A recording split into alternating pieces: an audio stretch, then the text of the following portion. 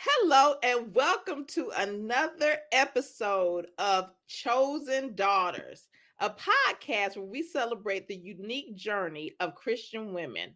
I'm Dr. Sylvia Jones, the Queen of Vision, and today we have our phenomenal panel of guests who are going to delve into the topic of building lasting love. Everybody loves a little love, don't we? Don't we? So today we are going to talk about building some thriving marriages.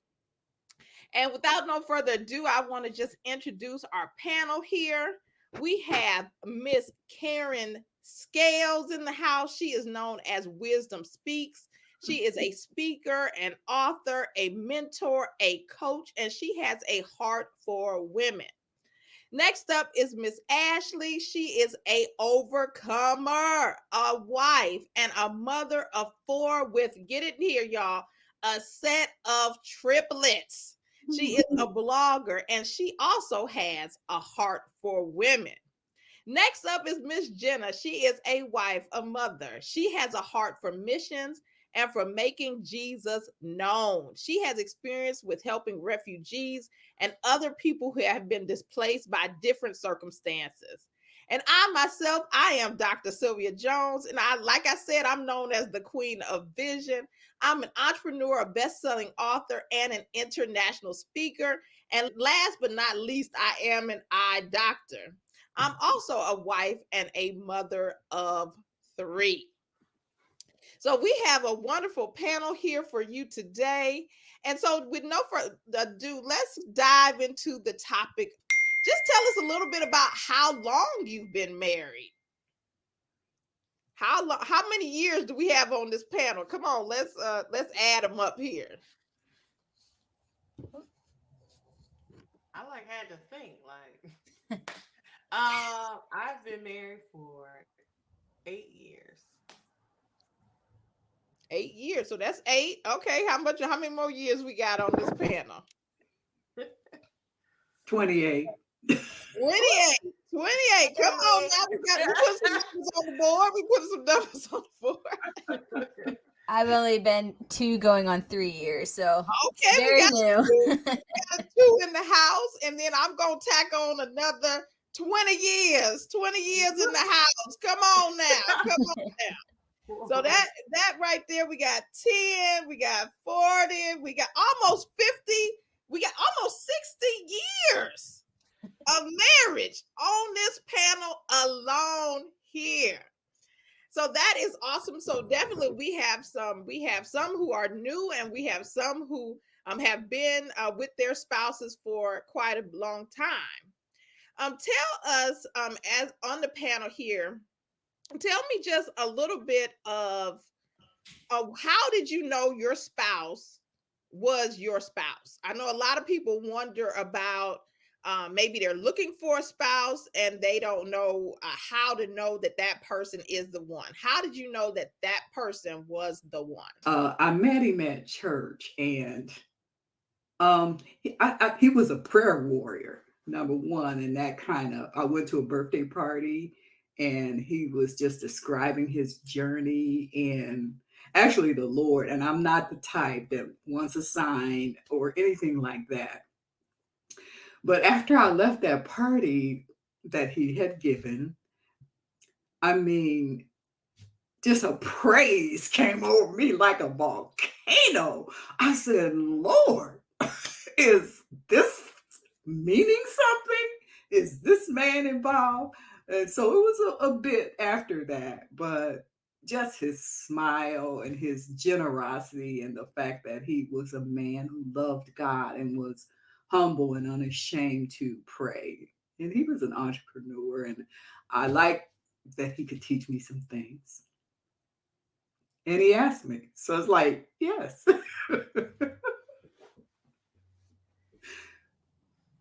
I guess for us meeting and me knowing that my husband was the one, it was totally God ordained because after the first date, I was like, all right, he's not my type, moving on. And the Holy Spirit reached out and shared with my husband, you need to ask her that she needs to check in with me about this. So I get like a text 5 a.m. the next morning, like, hey, the Lord like wants you to look in and make sure that, like this is him, because he had no idea I was, no, this isn't it. And when I prayed about it, the Lord's like, he's your covering. And even through our dating season, I'm like, Lord, are you sure? And like he kept telling me to keep him. But there was a lot with my husband that I never experienced. I was in more toxic relationships in the past, and I didn't know what healthy always looked like. And so what I thought I wanted wasn't healthy. So I think that was like a part of getting to be married to my husband now, of like, wow, like I'm not the one just trying to always take care of him. Like he's there for me. I can be vulnerable. I can open up. And a lot of that was as we got to know each other. And I did end up falling in love with him and everything, but I was definitely hand guided by the Lord. That's good. For me, it was a few things, but I think the last thing that made me actually was more like a physical thing. Like I was sick one time, and he was willing to do whatever needed to be done to make sure that I was well. Like stuff that most people would be like, okay, I'm gonna get out of here. Um, he was like, oh, so he likes sickness and health. Okay, he like four, like he will do, and he still is like that today. Like no matter what needs to be done, he will like get her done. And then we just like had the same type of belief, morals, and it just clicked for us. So Mm. Well, for me and my husband, I had entered into a covenant with God, and I had decided that because my life wasn't going it wasn't going like I wanted it to go, and I had talked to God. I hadn't met my husband yet, but he had said, "Well, you're doing everything, but you're not doing it my way." And I was like, "Oh, your way is just, I don't know if people are still doing it that way, guys." This is what I told God. And he said, just try it. And I said, okay, I will. And so I went into what I called a covenant with God that I would, save myself until I got married. Didn't know how long that was going to be. And then here comes my husband. And so I just knew that when I started talking about I was in covenant with God, he was going to run as far as far as he could run. But he didn't. He stayed. We fulfilled that covenant, and it was, I knew it was him because um he didn't try to pressure me into doing anything. He didn't. He prayed for me. We just really prayed together. We had a lot of time to get to know each other, and then 6 months later I had a ring. So I was like, Lord, you did that, Jesus. This is what I said. And then we've been happily married ever since. So that is how I knew he was my husband, my covering. So, ladies, we talk about marriage. Tell us about maybe some of the struggles that you've had in marriage that you maybe had to overcome, and maybe some tips that you would have for someone who is either in marriage or thinking about getting married. Maybe some of the ways you dealt with some of the challenges. that's easy for me because I have little kids. So our challenges right now is finding time for ourselves because our life is like taking care of kids. Pretty much our whole marriage, we've been either pregnant or taking care of children. So we like come head to head when it's like we trying to get time. Like he like, no, I want to go somewhere. No, like so we like no because blah blah, and it becomes like a big thing when it's like time for somebody to go somewhere or time for somebody to have time for themselves because we don't have a lot of it, and so we try to hold on to it. And so that's like our probably our biggest issue.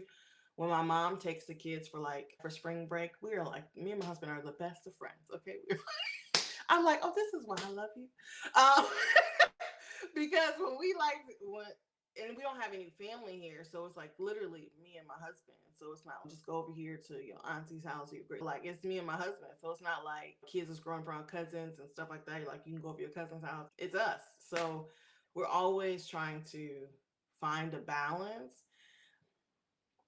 but we always seem to come back to each other. We're like the married couple that like we fight and then we're like, honey, you hungry? And then like friends. Like we like it's over. It's like life moves on. But that's our biggest struggle. That's where we struggle the most. So I would say, which I feel like it's a very cliche answer, but learning how to effectively communicate, because what him and I need are totally different. I'm like, we can't move on until we're resolved. And he's like, I need a space to process this. You're overwhelming me. And so we would just constantly trigger one another because I'm like, hey, we need to do this. He's like, hey, I need my space. So I think learning to communicate in the midst of an argument, that we both have the space that we need and we both get the resolve that we need. And so now we've learned like little key things like, okay, at least just tell me you need a space to process and tell me when you're coming back. Because I think in my heart, like if he steps out or he goes to be by himself, I'm like, I need to know that we're going to come back together and resolve this. So we're learning like how to let the other person know what we need in the midst, in the heat of the discussion. I think our issue is similar to Jenna's. We're different personalities, and I am an extrovert who loves communication, and he is more introverted and he has to process things. And so it presents a conflict. And so I try more, and he wants me, his part, he wants me to shut up and not be so all over him and so effervescent and spontaneous. And we're just different personalities. And I've learned a lot from him. I'm still me. And I think watching him has been the most helpful because he doesn't talk. So, an older lady actually suggested that I observe him instead of waiting just for him to communicate with me, be aware of his signals, uncommunicated needs. So that's helpful, and learning when he's overwhelmed and just back up. And if I have something that I want him to answer, don't try to talk. And I learned this in my first marriage too. Don't try to talk it to a conclusion. Not good. No. Lay it out there and give him a chance to process. And don't be so hyper wanting feedback immediately and then come back. You know you've submitted your application. So then come back and after he's thought it through and get some feedback. Yeah, that took me the longest time to figure out because I'm like, well, maybe he's not understanding me. He's like, no, I understood you the first time. You keep elaborating and it's making me, So I think, like you said, exactly, like read the cues, read the signs of the not speaking. Mm-hmm. So yeah, we're learning it. Yeah. Yeah, me and my husband, we are for the longest time we struggled with, I'm a morning person, he's an evening person. So I want to get up in the morning, Lord help us, and start talking. And I have so much to say. I had revelations, I had all this stuff. And he's like, please help me. I just want to go back to sleep. So we have you have to communicate and kind of just know what you, so we can almost have like a time where this is my limit. Don't start talking before 7 o'clock. And that was kind of our agreement. I think the difference right now, a challenge that we're facing, like currently, is starting to become what I feel like empty nesters. Like our children are kind of transitioning, like not needing us as much, and they still need us, but we're starting to have it. It went from a time of us never having any time alone to now it's like it's Friday and everybody's gone. We're like, what we supposed to do? oh, I dream of those days. Well, they're coming and they're just as interesting as the ones that, because you're so busy, you get used to being busy. And now it's like, okay, like rediscovering each other, figuring out how to go on these dates again, how to be by ourselves without the children. That's a new challenge that comes after you've had been so enthralled with the babies. So yes, yes, yes. So I have this panel of women here. So is there something that you wish you knew before you got married? Is there something that you wish you knew or that you know now that you didn't know before you got married that you would like to share with our audience? Revelations that may, or how marriage may be different than what you thought it would be. I guess I'll share. It was advice that I got actually like right after a few months after getting married. There's a few things, but I guess the first one is remembering that even when you're married, you're still first committed and married to Jesus. And I think like, you know, being single in my single years was really easy for me to do that because I'm like, I have no one else to go to. I'm gonna go to Jesus about my issues. I'm gonna go to Jesus about my problems. And, you know, getting married and then I'm just like going to my husband and throwing up on him, like like all my stuff. And I think learning the healthy balance of, okay, there's some things I just need to go to Jesus first about that he's going to work out in my heart so that when I go to my husband, it might not cause a 4-hour discussion that didn't need to happen, but also the balance of still going to my husband and still letting him be the role that he was made to be for me. I think I had an idea, but I think living it out and walking it out of like, oh, I have to remember to let me check in with Jesus first on this. Yeah, so I think that's an advice I would like to share. I think for me, it's like, you know, you have this thought of what marriage is supposed to be, how it's supposed to go. And I think that, especially the way things are today, our marriages, like you have to choose to be married. Like every day you get up, you have to choose to love this person, choose to work through whatever issues you're having. And I think that's like something that, you know, is not told to people. Like you just think you're gonna get married and you're gonna live like a princess in the castle forever and it's always gonna be gigglies, and it's not like that. There's days when you're like, oh, like I really don't like you today, and I wish I can go back to being single. And then there's days when you're like, I know why I married you. You know, it's just like you have to know that there's gonna be ups and downs. There's gonna be days that, you know, you have to be like, okay, I chose him, I love him. Yeah, I think that's what it yeah, I think that's what I would say. Like, know that when you're going into this, like it's every day you wake up, you choose your person, you choose this life with this person, and you get up and you hope that together you guys can tackle the world like it's you and that person against, you know, everybody else, because God, if God put it together, it's destined to be blessed. I think Ashley put it so well as Jenna. But I kind of wish I had known his background more. To understand where he came from and how he filters thoughts, and I knew, and we started to understand that like he was raised in the South and he had a different perspective than I did. And so he was raised by his grandparents, and he's kind of old fashioned, and although he's modern as well, he's not, I have no complaints about that, but that we are different. And I'm kind of more of a thoroughly modern Millie type. And I came from 8 kids, and he was an only child. And so just our differences in the way we were raised and stuff like that. I wish we had known more about the differences and what difference that would make. So that's about the only thing that I can think of right now, though I'm sure there's others, but these ladies have put it very succinctly, the same type of things I wish. And like Ashley said, you have to be intentional. Commitment is the key.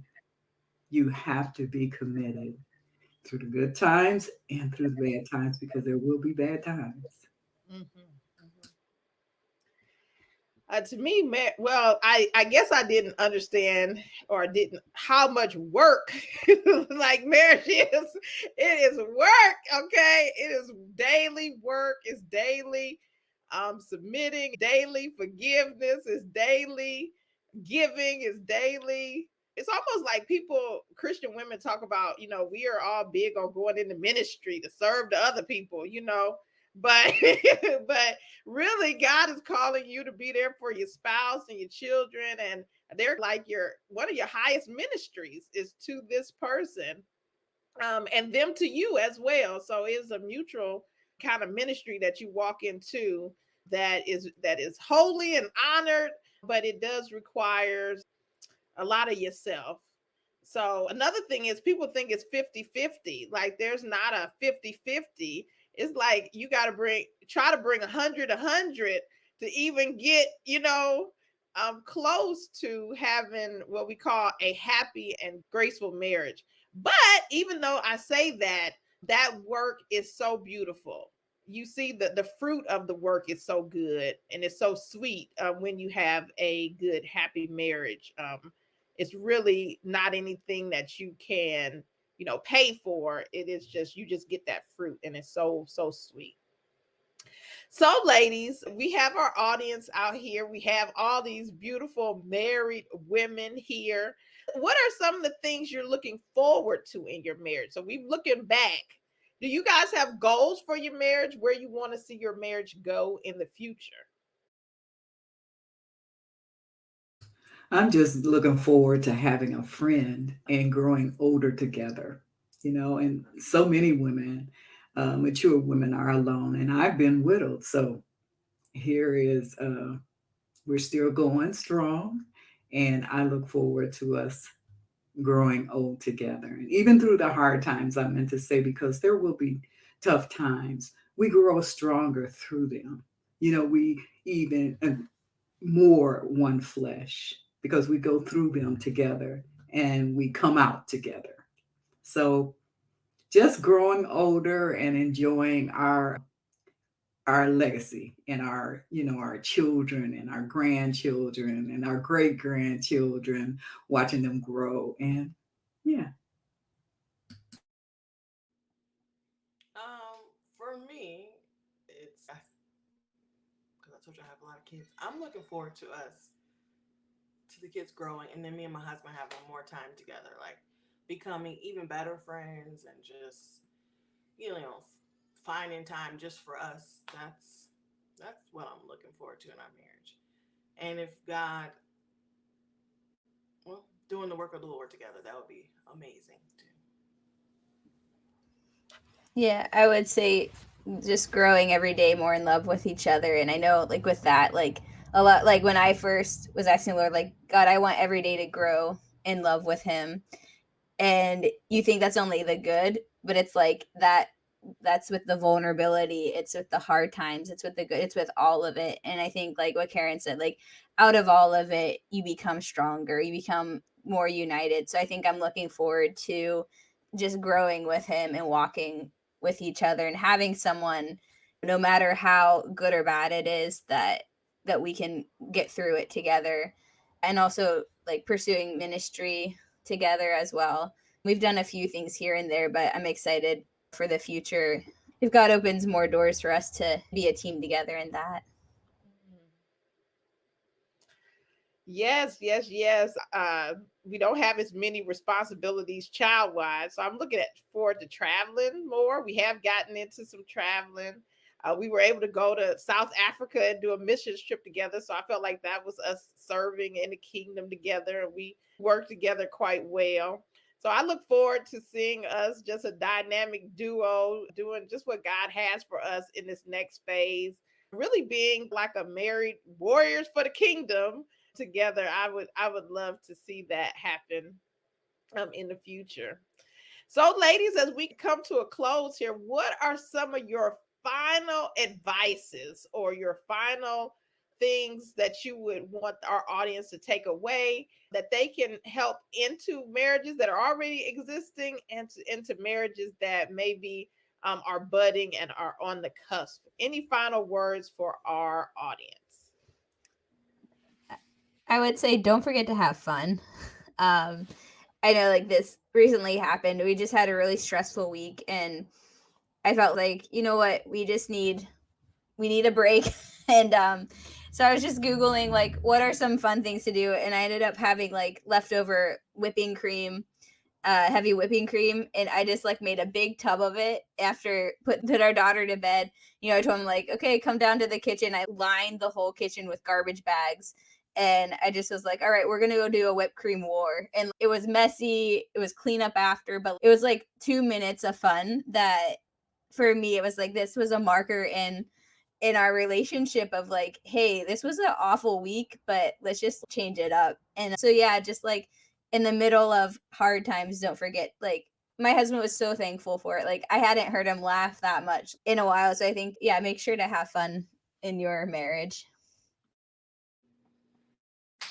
I would say for those that are choosing their spouses, don't take it lightly.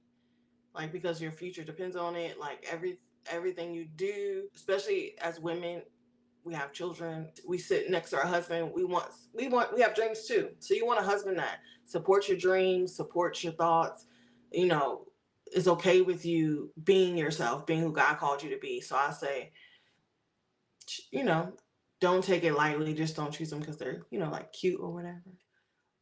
See who they are, ask God, see if that's who God wants you to be with.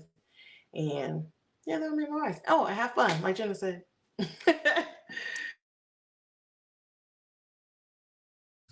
Yeah, I agree with these ladies. And I heard the Queen of Vision one time say, it makes a difference who you marry because it can affect your destiny. So that's what I say. I agree with everybody that has spoken. And also, forgive quickly. Don't hold grudges. Forgive quickly. It's not only good for the marriage and your spouse, but it's good for you. And know that commitment is a requirement. And let's see what else. Show love. Because it was one thing that as a woman, I didn't realize we had a marriage group and we separated. The men went one way and the women went another way. And we wanted to know how we know we are loved well.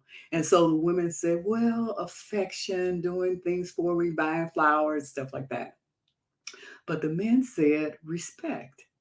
And I was surprised. It's like, respect, really? And I was good and grown. But I was a little surprised at that, how they felt loved. So I think it's good to make an effort to show encouragement and respect what they feel is respect. Not because so much they earn it, but it's a way to make them feel loved. So that's about it. Mhm.